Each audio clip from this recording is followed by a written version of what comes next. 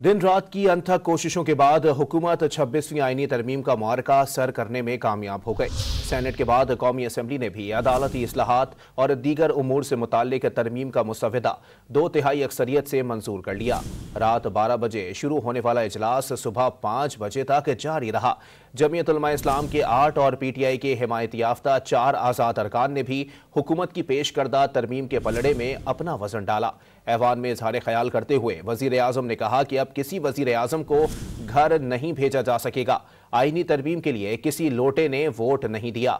जबकि बिलावल भुट्टो ने कहा कि आज अदालत के इख्तियारात को बराबरी की सतह पर ले आए। मौलाना फजलुर रहमान ने इजहार ख्याल करते हुए कहा कि हुकूमत एक तो अपोजिशन दूसरे जज से घबरा रही है।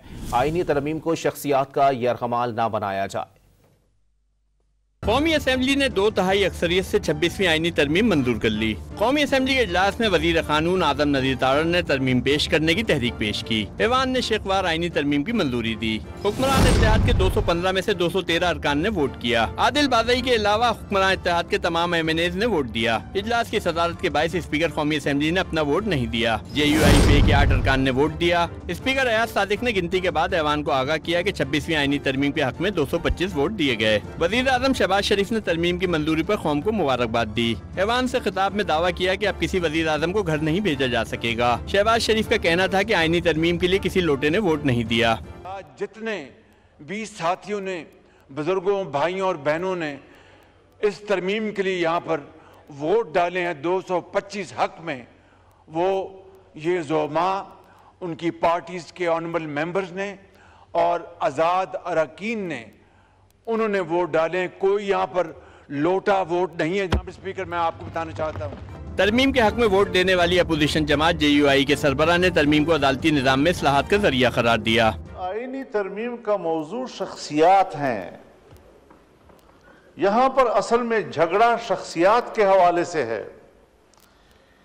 कि अगर एक जज है तो उससे हुक्मरान पार्टी घबरा रही है, अगर दूसरा जज है तो उससे हिज़्ब इख्तिलाफ की जमात जो है वो घबरा रही है। आईनी तरमीम को शख्सियात के तनाज़े में यरगमाल न बनाया जाए, बल्कि आईनी इस्लाहात लाई जाए बाकायदा तौर पर और मुल्क के अदालती निज़ाम को ठीक किया जाए।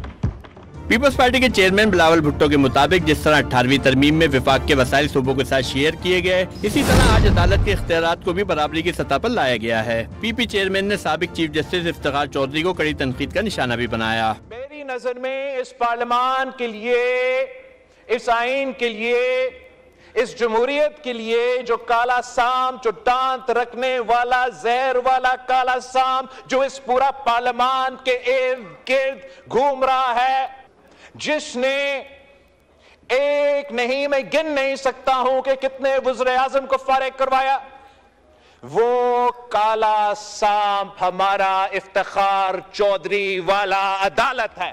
तहरीक इंसाफ के हिमायत याफ्ता 4 आज़ाद अरकान ने आईनी तरमीम के हक में वोट दिया। उस्मान अली, मुबारक ज़ेब खान, ज़हूर कुरैशी, औरंगज़ेब कच्ची और मुस्लिम लीग ख़ाफ के चौधरी इलियास ने तरमीम के हक में वोट दिया।